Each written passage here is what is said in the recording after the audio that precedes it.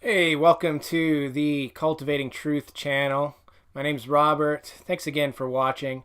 I just wanted to give this quick reaction to a video made by Redeemed Zoomer. This is a little bit older, and I assume most people know who Redeemed Zoomer is.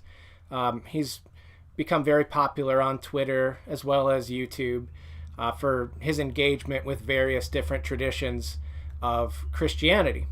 And so he's a Protestant, and what he wants to do in this video in particular is to kind of gatekeep. Let me switch views here. And he wants to gatekeep who actually gets to be called Protestant. Let me just show here. This is the video for anybody interested. It's why evangelicals are not Protestant. Now, at first glance, that might seem kind of absurd to somebody. Like, why would anybody say evangelicals aren't Protestant? How are they not Protestant? That's really bizarre. Well, there's a reason why he wants to do this, right? There's a reason why he wants to gatekeep and push them out of the circle of Protestantism that he's going to arbitrarily define. Now, so first of all, let me just get it out of the way. Redeemed Zoomer is a very intelligent young man. He's very intelligent. He's obviously reading books. He's understanding a good bit of history. He's engaging with a lot of different thought. He's engaging with a lot of different Christian traditions. He's become very conversant, and he's a little bit of an edgelord. I'll just say that he is. I think he would know that himself. He posts provocative stuff on Twitter and on YouTube, just to kind of throw out a grenade and get a conversation starting, right? And so he's a bit of a provocateur, but he's very intelligent. He's very witty. One of the problems with that is you can rationalize anything, right? So you can rationalize your way out of any corner, out of any knot, basically, and tie yourself up into knots using your reason. So he's one of the guys. God bless him. He's got an answer for everything. Just in conversations I've seen with him, like with Trent Horn, he seems to present himself as knowing more than he really does. God bless him. I'm not picking on him at all. That is not the intent of this video. I just wanted to engage in some of the thoughts that I often see him and others repeating. So, in the video that he had posted there, why evangelicals are not Protestants, he tries to again draw a circle that excludes evangelicals. So that's what's going on in that video. And he wants to say that Protestants and evangelicals are like oil and water. Evangelicals are something else. And so what's really going on here is a form of the no true Scotsman fallacy. He brings that up in the video. He's aware. He's received this criticism before. So addressing a criticism doesn't mean that you've actually addressed it, though. So what is the no true Scotsman fallacy? Well, it gets its name from the notion of somebody saying something along the lines of, no true Scotsman tells a lie. No true Scotsman does X. And fill in the blank of X, right? Whatever X may be. No true Scotsman watches American football. No true Scotsman salutes the American flag, right? No true Scotsman does X, right? So that's the no true Scotsman fallacy. And so what's going on? Why is that fallacious? It's an informal fallacy. Why is that fallacious? Well, it's begging the question, number one. And number two, there's an arbitrary nature of what it means to be a true Scotsman. Who says who? Says who? And so that's what's going on there in Redeemed Zoomer's thought, as well as other Protestants who do this. I know I engaged in this as well when I was a Protestant. What was very popular for me, being a Reformed Protestant, was to say, well, they're not really Reformed. This group over here, they're not really Reformed, because they don't believe in X. Like Reformed Baptists, they're not really Reformed because they don't believe in infant baptism. Okay. Says who? They would look at me and say, you didn't reform enough. And they're the truly reformed ones, right? So who's to say? This is the problem with that sort of thinking. And it comes up over and over. But it comes up out of a desire to have a circle and exclude certain people out of that circle of what true Protestantism is, right? So this is what Redeemed Zoomer's trying to do. And so what Redeemed Zoomer, in his notion of retaking the main lines, that's become his war cry lately. God bless him. Have fun. I give you 5 years and you'll probably stop. I give you 5 years, brother. Anywho, so this is one of the problems, though, is he wants to say that the mainline denominations, these are the true Protestant denominations, and everything outside of them is either a form of schism and therefore is illegitimate, or it's not even Protestant. It's not even Protestant. So like evangelicals, they're not even Protestants, according to Zoomer. And again, so he has to draw this circle. So what exactly is a Protestant, right? Let's just work on the definition. The definition he gives in the video that I've referenced is any person or group that can trace their lineage back to the Protestant Reformation. It seems, almost like a solipsism. So any group that can trace its origins back to the Protestant Reformation. Again, how is that not the case with evangelicals, right? And so he wants to say the evangelicals come from a further schism down the line. And that's true. But here's the problem. Isn't Protestantism itself a schism? And so then he has to come and have this notion of, well, Luther never meant to leave the Catholic Church. He was pushed out. They pushed him out.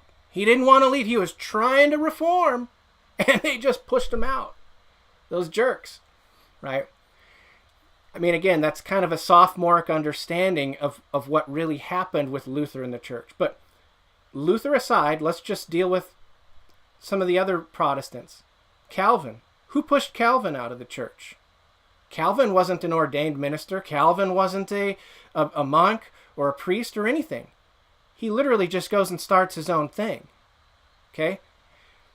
Zwingli, he was a priest who left the church. He wasn't pushed out like Luther. How about Cranmer? Same sort of thing up in England with Anglicanism. So in each of these instances, they were not pushed out. They left with middle fingers held high and went and started their own thing. So this is my point, is Protestantism is by its very nature schismatic. It was founded on schism. And so for Zoomer to come along and say, well, this much schism is fine, and any schisms after this is illegitimate, that's special pleading. That's special pleading. So he wants to say, like, Presbyterianism is legitimate, but only the PCUSA. And the OPC and the PCA, these are all sub-Presbyterian groups that have broken away from the PCUSA because they started to ordain women, marry homosexuals, do all the things that Protestant liberals are wont to do. And so these groups broke away and started their own new Presbyterian denominations. Zoomer says, hey, that's not legitimate. That's schismatic. Schism's never good. Well, if schism's never good, then Protestantism itself has a legitimacy problem because it's founded on schism. And here's the other issue, though. He wants so much schism, but then no more. You can't start with schism and then say, pump the brakes. We're stopping. No more schism after this because we've reached perfection. Well, no, because the next guy can come along and say, hey, you did a good job there, but you didn't reform enough. And so now we need this reform and that reform. Great start, Marty. You did a lot. I love calling the Pope the Antichrist. Way to go. Good stuff. Loving your work, brother. But you didn't reform enough. Luther's, wait, no. I reformed enough. We're good. No, not Reformed enough. We're following sola scriptura, and so we're going to have to go start our own group because you're not listening to us now and our calls for reform of your church. Okay, you see how that works?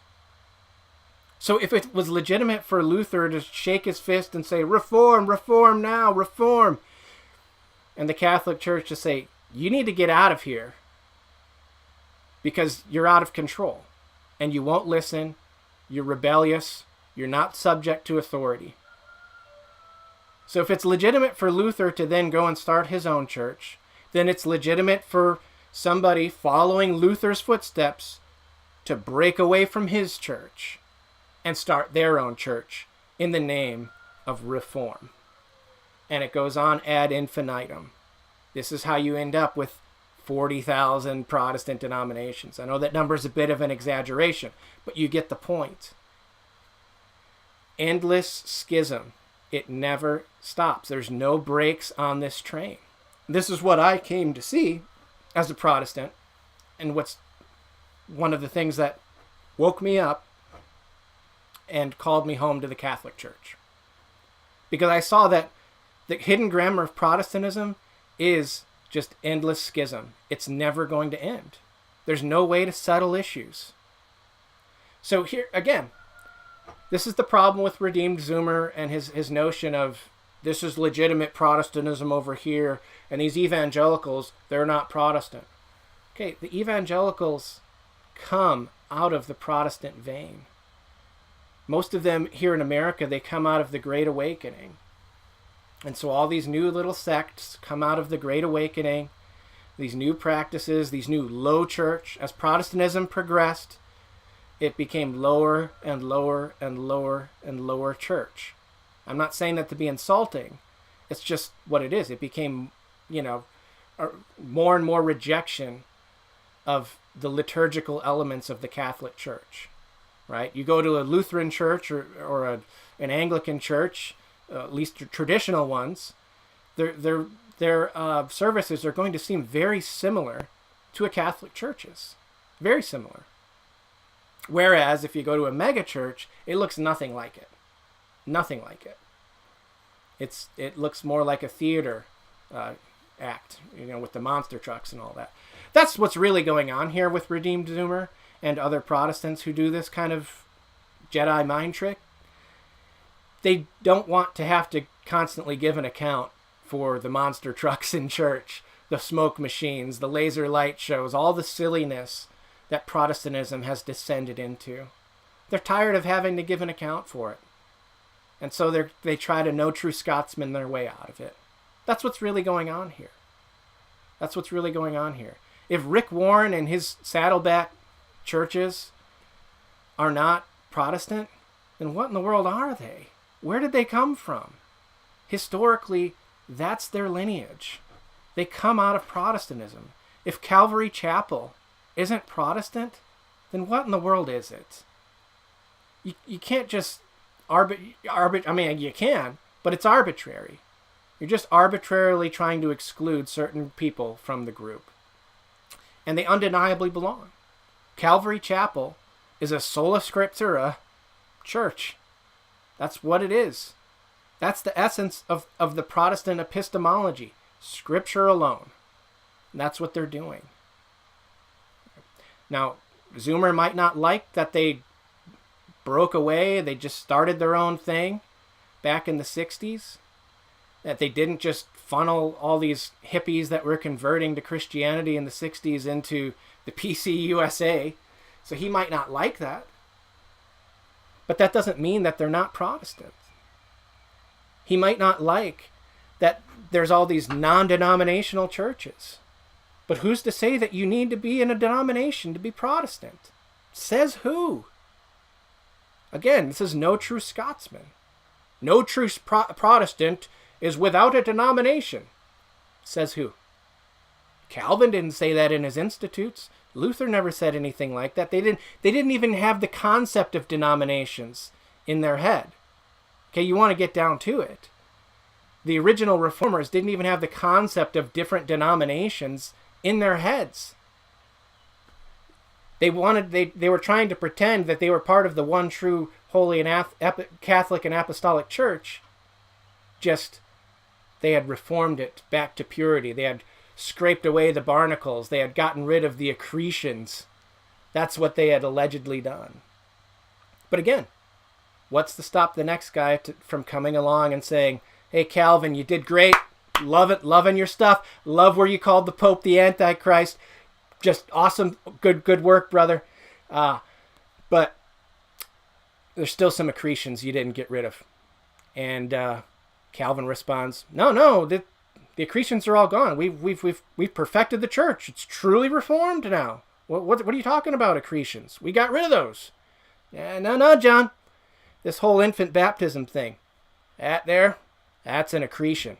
And got to get rid of it. No, infants should be baptized, Calvin could respond. Well, at that point, the guy who's saying infant baptism is an accretion is going to go start his own thing. That's the history of Protestantism, over and over and over. Zoomer might not like it. There's not much to like. This is why I stopped. It took me over 20 years to realize, hey, this is actually the hidden grammar of Protestantism. It's just endless schism and subjectivism.